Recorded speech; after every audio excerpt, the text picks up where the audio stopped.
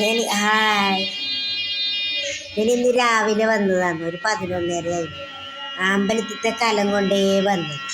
കലത്തിൻ്റെ ചോറ് കാര്യം ചോറ്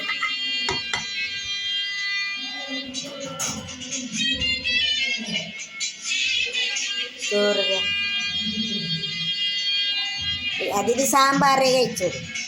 സാമ്പാർ അമ്മ കഴിച്ചു, നമ്മൾ കഴിച്ചു. കുറച്ച് ഫ്രിഡ്ജിൽ വെച്ചിട്ടുണ്ട്, ആരെങ്കിലും വന്നെങ്കിൽ കൊടുക്കാറിട്ട് 2-3 ആൾ വരാൻ പറ്റിയിട്ട് അവർ വരുന്ന പറഞ്ഞിട്ട് അമ്മേരെ പ്രസാദം കഴിക്കാൻ വരുന്നതാണെങ്കിൽ അവർക്ക് ഞാൻ ഫ്രിഡ്ജിൽ വെച്ചിട്ടുണ്ട്. കുറച്ച് സാമ്പാറും വെച്ചിട്ടുണ്ട്. പിന്നെ നാളെ എനിക്ക് തറവാട്ടിൽ രാമലേശ്വര തറവാട്ടിൽ പുതുടുത്ത് തന്നെ പോകാറുണ്ട്. അപ്പോൾ ചേച്ചി അവരെല്ലാവരും കാറാക്കിയിട്ട് പോന്ന. ചേച്ചിയുടെ മോള് ഭർത്താവ് ദുബൈയിൽ നിന്ന് വന്നു. അപ്പോൾ അവർ കാറ് വാടകയ്ക്ക് കൊടുത്തില്ല. അപ്പോൾ അതിലേ പോകുന്നു പറഞ്ഞു.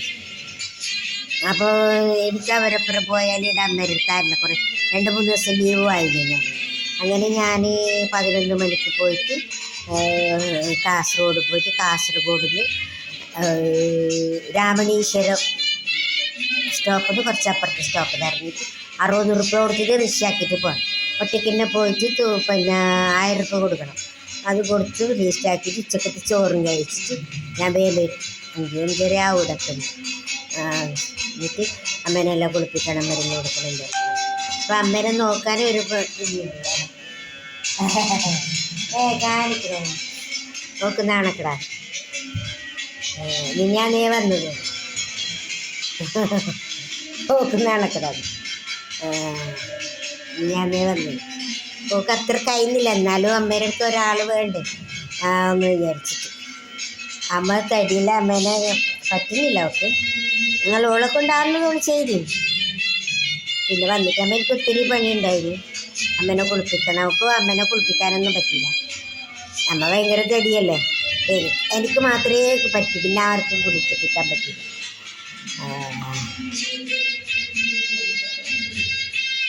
അപ്പോൾ 2-3 ദിവസം അമ്മ കുളിക്കാത്തതിൻ്റെ ക്ഷീണം ഉണ്ടായില്ല അമ്മയുടെ മുഖത്ത്. കുളിച്ച് കഴിഞ്ഞിട്ട് ചിലപ്പോൾ നല്ല ഉറങ്ങുന്നുണ്ടല്ലോ.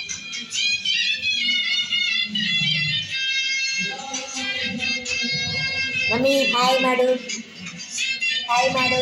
3 ദിവസം ഹായ് മാഡില്ലല്ല. ഹായ് മാഡു സുധാ.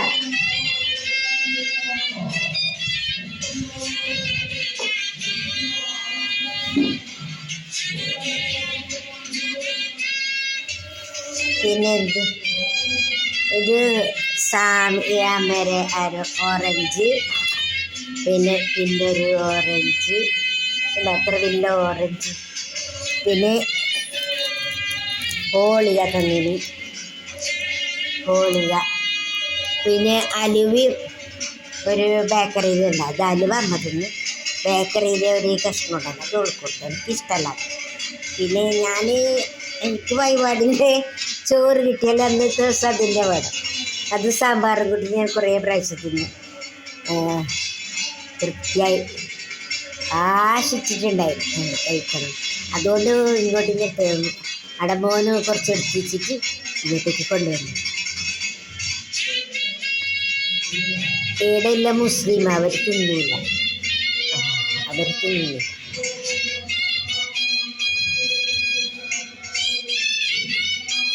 കുറച്ചപ്പുറത്തവർക്ക് കൊടുത്തില്ലേ തിന്നോ ഇല്ലേ ഒന്നും അറിയില്ല.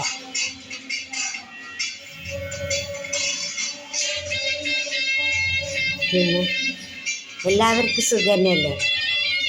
വീട്ടിൽ നിന്ന് ഒരു വീഡിയോ എല്ലാം എടുക്കാൻ പറ്റിയിട്ട് പിന്നെ വീഡിയോ എടുക്കാൻ പറ്റിയില്ല. കുറേ തിരക്കുകാർ വയറിങ് എല്ലാം പോയി. അങ്ങനെ വയറിങ്ങിൻ്റെ പണിക്കാർ വന്നിട്ട് കുറച്ചെല്ലാവർക്കും വയറിങ്ങിന് TV-യിലെടുത്ത് വയറിങ് ആക്കാറുണ്ട്. TV-യിൽ